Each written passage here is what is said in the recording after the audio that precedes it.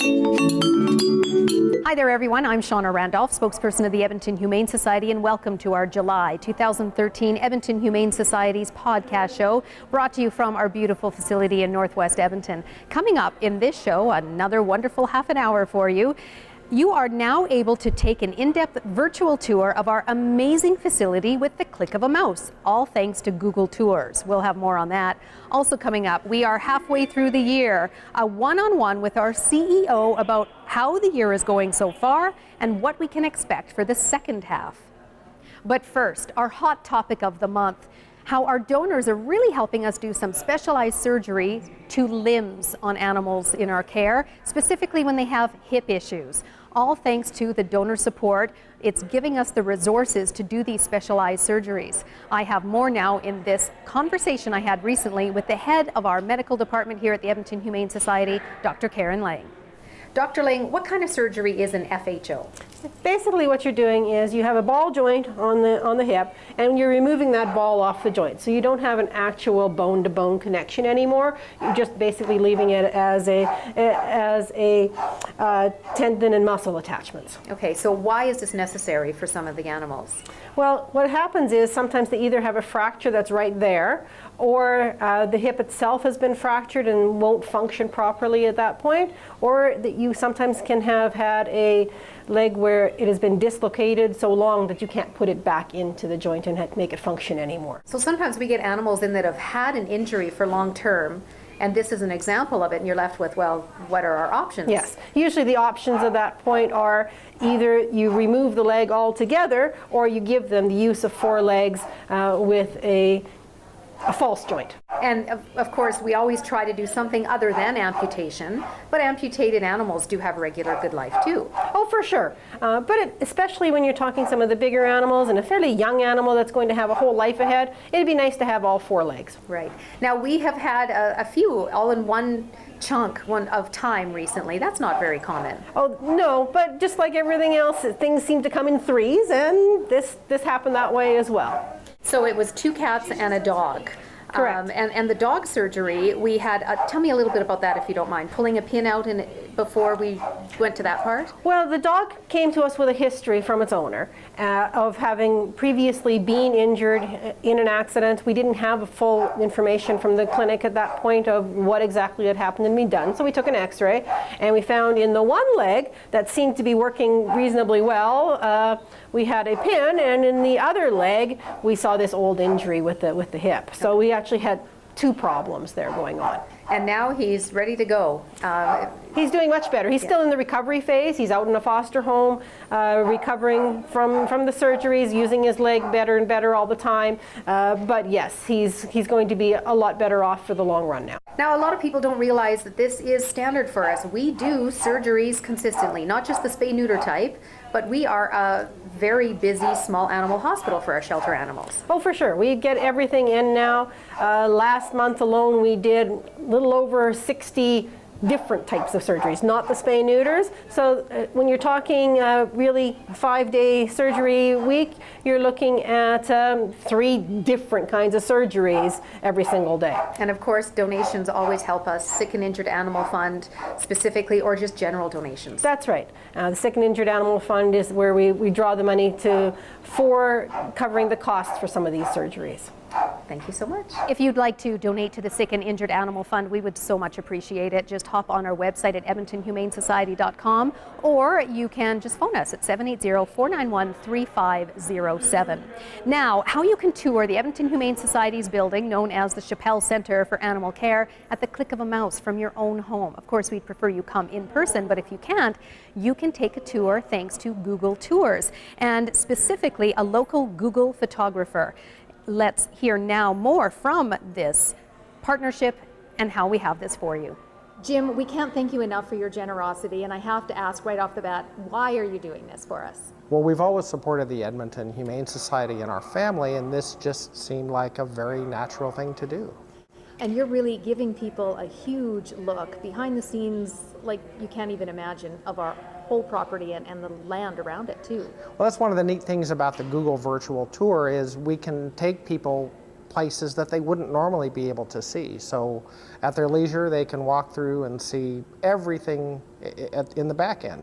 And people from all over the world will be able to come through and walk through the entire facility. You know, as a visitor or as a supporter, we normally only get to see the adoption galleries, that sort of thing. So I think it's important for people to be able to see the huge infrastructure that's supporting the Humane Society. Let's talk about the process. How many pictures, roughly, on a site like this? In the neighborhood of 3,000 or 4,000 pictures, and then those will eventually all be combined into the seamless Google virtual tour that we're used to seeing with Street View. Right, Street View. I want to talk about that because that's what a lot of people are familiar with as well. Right, and this is the exact same technology. The Google cars we see drive around during the summertime do the outside, and as a Google photographer, we shoot the inside of businesses. So, generosity again, you explained that you are a big supporter of the Edmonton Humane Society. What makes you the big supporter? What has brought you to us? Well, a love for animals. It's a common thing for a lot of people, and without the Humane Society, all our pets, all the animals would really suffer a lot more, and we think it's an important organization to support. And then we're hoping that more people will be drawn in real form here after they've seen your work, and that's why we're so grateful. Well, very glad to do it so that everybody can come see the back end of things that I've been able to see. Stay with us. Coming up right after this short break, we sit down with our CEO here at the Edmonton Humane Society to talk about the successes for the first half of the year and where we're going to go for the rest of 2013. Don't go away. I hope you find a home. I hope you find a home. Hey, maybe you'll be picked next. Maybe you'll be picked next. We've been caged together too long. We've been caged together too long. How come nobody ever picks me? Maybe they're looking for somebody different. Pick me. Well, the shelter's closing up for another day. We didn't get picked. I know. Tomorrow. Guaranteed. So, I just moved in with this family, and it's embarrassing. The little one, he likes to go outside and crawl around in the giant litter box. I don't know what he's doing. I mean, I was born and I knew how to use the litter box. Look at that! That's disgusting! Oh, poop already! You're making me nervous. Oh, okay, I can't look at this anymore. I really hope he grows out of this, for his sake. Who says you can't teach an old dog new tricks? Maybe you should go to your shelter and get a mature dog who will make your blues disappear. How's that for tricks? I got picked. Wow.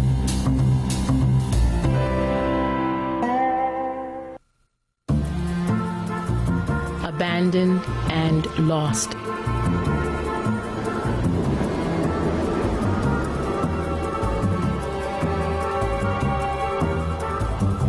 From the dark, cold streets of the city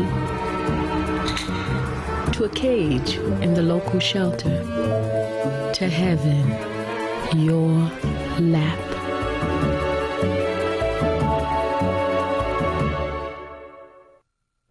And now to our success story section, and I have a trio of EHS alumnus pets for you this month. A cat and 2 dogs. We usually don't have this kind of mixture for us. And welcome Teresa Simonsmeyer. Teresa used to work at the Edmonton Humane Society in the communications office with myself, and she is also currently a volunteer here at the EHS. Welcome to the show. Thank you for having me. I can't believe all 3 of your animals are doing so well, and this is Callie. Callie is licking Luke's ear, Luke the cat, and Rex is just kind of hanging out. Your cat and dogs are just so docile.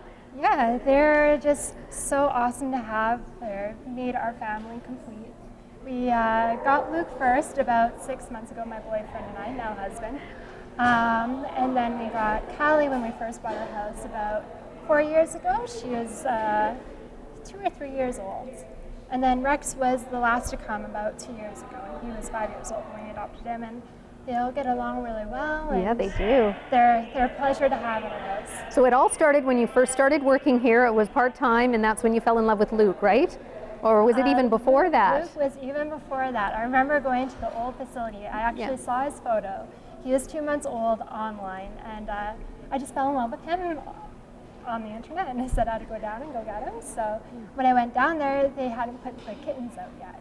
So I showed him the photo. I'm like, yeah, this is the cat that I fell in love with. So they had to bring him out, and sure enough, it was love at first sight, and just the most playful, gentle cat. Yeah, and again, like he's so calm. He's shaking a little bit, but he's still doing okay. Yeah. Now, Callie, when did you get her? So it just happened to be volunteering here and just doing a look around to see, what the animals were up. And we were kind of looking because we had just bought in our house. And Callie was in one of the rooms there, and she just had this cute little look, like, the puppy dog eyes, like, come check me out. But she's so shy. So I called my husband to come down. I'm like, yeah, you just have to check out this dog. I think she's the one for us. And we spent about a good hour just playing with her and trying to get her to not be so shy and see what her reaction was around us. And we ended up adopting her. And she's doing so well. And you couldn't stop there, of course. No, you had to go for 3, and then Rex. And then Rex. So the funny thing about Rex is that we went to showcase him at one of the Edmonton Rush games. And he was just so cute. He was getting so much attention. Everyone was coming up to him and saying, oh, what a cute dog. And I'm like, yeah, he's up for adoption. He's up for adoption. And when I came back to the Humane Society, my husband Darren was like, I don't know, I think we should keep this one. So we ended up waiting until the end of the day to make sure no one came to come and adopt him. We didn't want to take first dibs. And no one been ever since. So yeah, we took him home, and I was the third one to join. Well, Teresa, obviously you like adopting from the Edmonton Humane Society. Just a message for anyone watching about, why ultimately. Just know that, the animals here, they need a home. They need a forever home. And we wanted to have additions to our family. I mean, it's such a joy to come home to animals that, appreciate your love and care, and to support them at Humane Society is such a privilege and a pleasure. And, Callie and Rex, they came from pretty decent backgrounds, so they were well trained, which was really good for us for being first-time dog owners. And the adoption package and the people that work here are they're so awesome. Well, we really appreciate your continued support, and maybe I'll have you on again when you adopt your 4th. Thank you, Teresa. Thank you so much. And now, valuing our wonderful relationships we have with the local media. Recently, Hot 107 Radio contacted us with the offer to make the EHS the charity that they mainly support, and of course, we said yes. And this is vital for us since we have a limited advertising budget. We really depend on the media to help us get the word out about what we do. Here's more with the folks at Hot 107. Well, we are so excited that you're here. What are your thoughts first time in our building? Blown away as soon as we walked. I mean, you drive in and it looks like a chalet.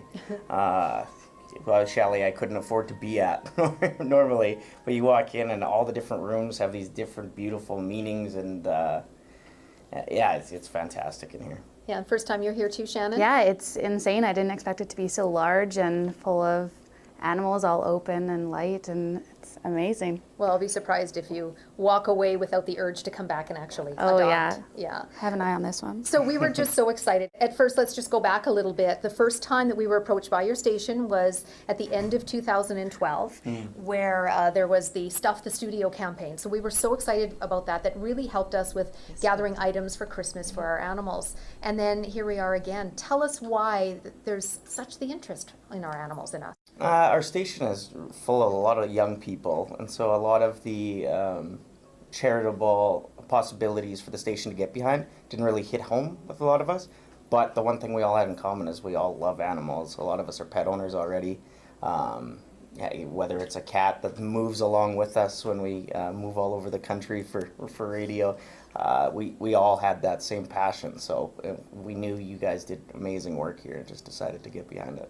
Oh yeah. Shannon, your thoughts too? Yeah, it's amazing, especially a lot of our listeners. That's the one thing that everyone has in common is that they love cats and they have pets, and everybody has that relatable factor. So it's really brings a lot of interest to our listeners and our staff. Recently, you helped us promote a cat adoption event. Very, very happy with that. And then, Ryder, you were also mentioning about maybe spending some time here, as you have in the past with an SPCA. Yeah, that's right. I locked myself in a kennel until we raised, I think it was $5,000. And it went pretty well. We ended up getting it in a couple days. So staying with the animals actually gave new perspective to how these animals do need homes. Because I mean, staying in a kennel, they're taken care of here and whatnot. But to be able to go home felt so good. So I'm sure the animals feel the same way when they finally get to leave the kennel and go and become a part of a family. So we'll take you in on that for maybe a cat adoption event coming in. We'll put you maybe with the cats. Or a dog, wherever, and we won't let you out until we adopt a certain number of animals. That'll be a lot of fun. Give us an idea what kinds of things you'll be saying to your listeners. They're very loyal listeners. They really listen to you very loyally in the Morning Rider. What do you think kind of messages? Well, I think it's ridiculous that people can go on the internet and get a free animal and think that it's free and it's perfect, and then they have to deal with the vet bills. You don't know where they were bred. They're not taken care of properly. Maybe they have behavioral issues.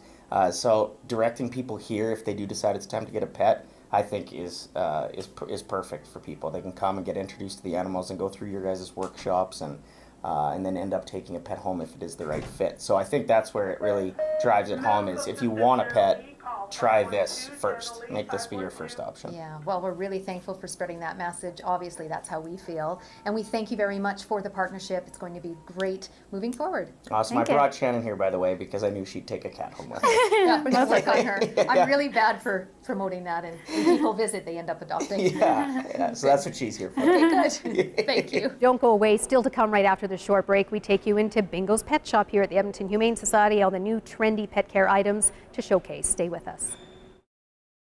So, I got this new family, and I don't know what it is about this one, but she can't seem to put down that toy all day long. Tap, tap, tap, tap. Oh, and she even talks to it. She talks to that more than she talks to him. What's up, bro? Nice shirt. Who's she talking to? Her mom? She talks to her mom a lot. Live with a human for a while and you get to know a few things. Like, I know she's actually not a morning person. I know she does strange tricks for no treats. I know that water makes her howl like crazy. I even know how the floor stays so clean. She's quick. But the one thing I will never for the life of me know is how she gets so tiny and inside that box. Natalie, how do you get so tiny?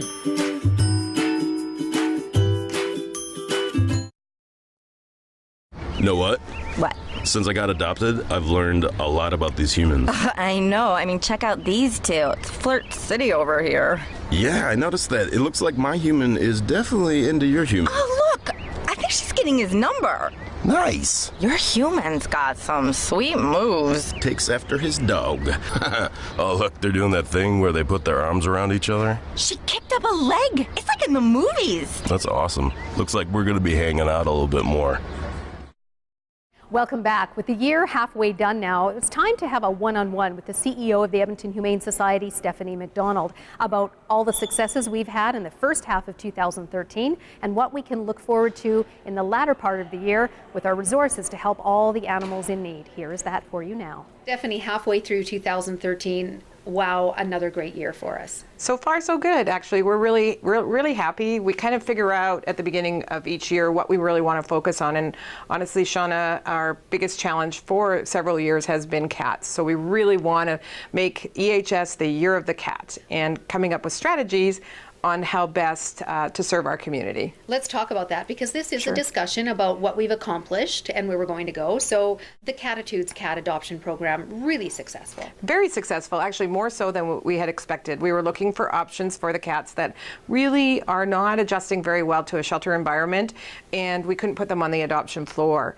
And before we didn't have very many options for them, but by developing this program and offering them for fee waived, and also to let them have their spay neuter and all the elements that we need. Some of the families have reported back that they have had fantastic animals. So really, it's the shelter environment, despite the fact that we actually really try to create an environment with less stress during their temporary stay, it still is somewhat challenging for some of these cats. Let's talk about surgeries, really good special cases so far. Absolutely. You know, we have this state-of-the-art medical facility in the back, and we have the opportunity to offer just a bit beyond spay and neuter, actually quite a bit more beyond spay and neuter. And we're really proud of the successes that we've had from some of the surgical applications that our surgeons do, and being some orthopedic surgeries, and we have some great diagnostic elements here at the shelter as well. And this year actually we've added an ultrasound machine.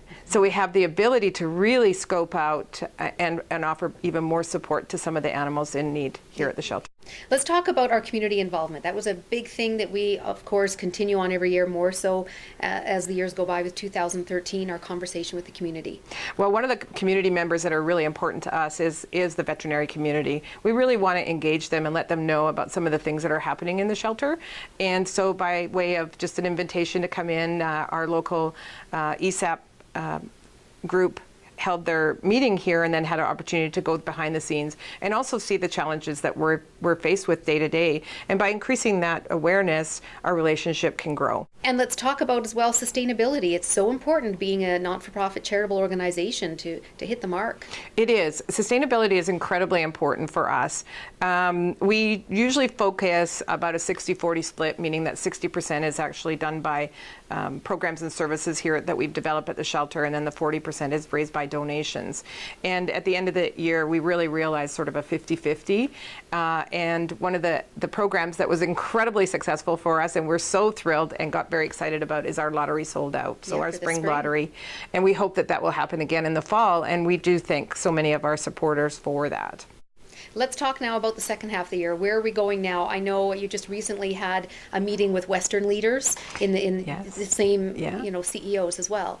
Well, I think that there's no point duplicating efforts. So if other of our provinces have had really great successes in terms of animal welfare, it's really important to bring us all together. And so I really kind of had this vision of pulling all of the 4 provinces together, so Manitoba over to BC, and get all of the CEOs together and get them committed to meeting twice a year, possibly 3 times a year, and share some initiatives and some strategies that are working in their community and potentially help leverage some of the others. The other piece of it is bringing in the smaller shelters, the smaller CEOs and the smaller EDs, to help them learn from the larger shelters, because really in the end, once you peel back all the layers, we all deal with the same issues. It's just the different sizing of the issues, and we want to help launch them up so that they can succession potentially over to our organization. So then the rest of the year, in specific with our shelter, what are your plans? Well, one of my most exciting, and it's a secret. Shh, secret. We're working on a very strong relationship with Petland to potentially look at a cat side retail center over on the south side of Edmonton. So we're very excited to be working on and developing the memorandum of understanding so that we can actually have an Edmonton Humane Society store on the south side, and that will be again fit to the Year of the Cat with us, and another layer in regards to helping cats.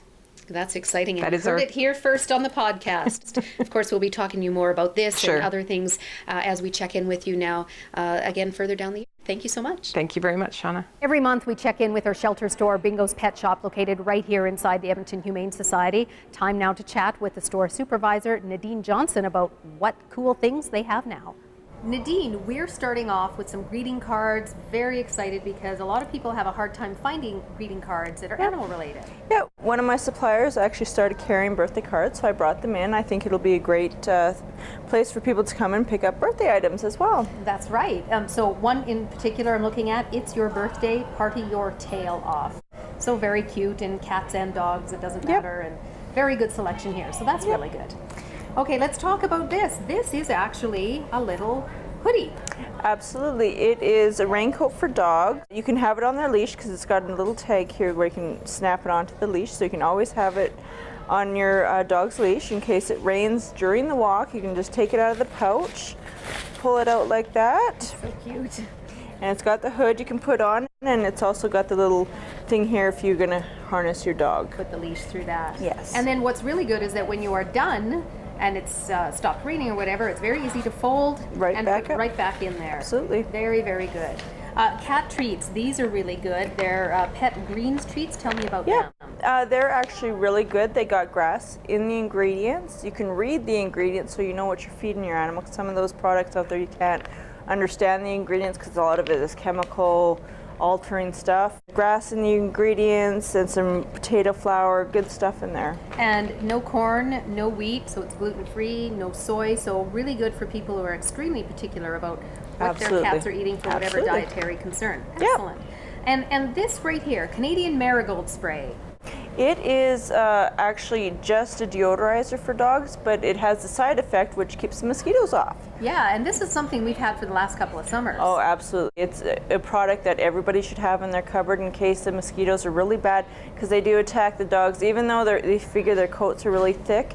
This, they go around the eyes and the mouth and all that stuff, so definitely spray your animal down really good. Well, it says safe, will not burn eyes, non-toxic, alcohol-free, really good. I've tried this on my own dog and it works, and children. Absolutely. It's okay because it's so safe. Yep. And really good for, as you said, that barrier to keep the mosquitoes away. Definitely. Nadine, there's always a misconception. People think what when they come in here? They think this is a privately owned pet store when we are all shelter staff, and all the money raised from bingos goes directly back into the shelter. So we only make money for the animals here. That's right. You always help the animals by coming here, and there's always something cool. Absolutely. Thank you. Thanks. And now we're at the end of our July 2013 show. Thank you for watching. Before you go, though, please, a reminder to think of our shelter animals and donate however you can. Being a nonprofit charitable organization, we greatly depend on donor support to care for about 13,000 homeless animals each year. Please just visit our website for how you can donate, and a special thank you for everybody who does support us. Thanks also to Catch Can for sponsoring this show. That company is committed to sustainable development by protecting and preserving the land and water. Thank you to Evan Adams for his technical directing time and labor to bring this show to you, and for Shaw Television for airing our show at no cost. It really helps us. And this is, by the way, the only news magazine show produced by and for an animal shelter. Thank you for watching. Join us again next month.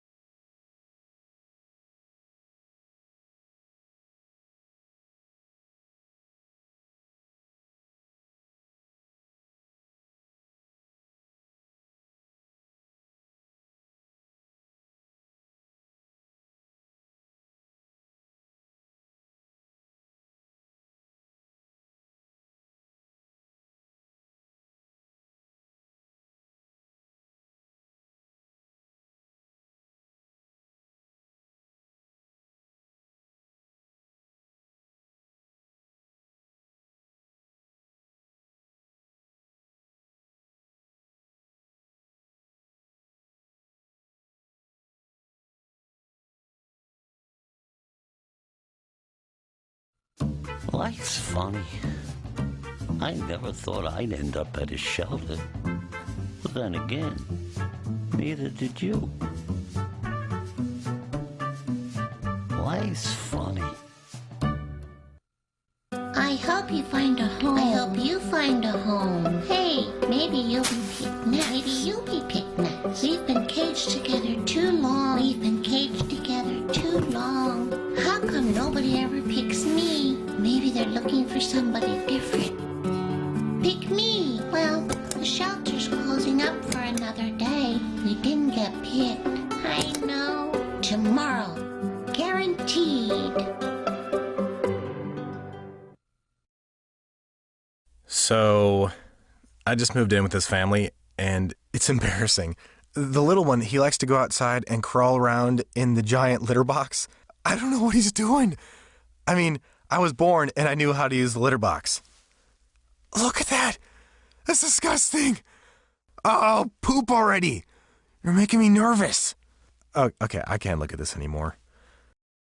I really hope he grows out of this, for his sake.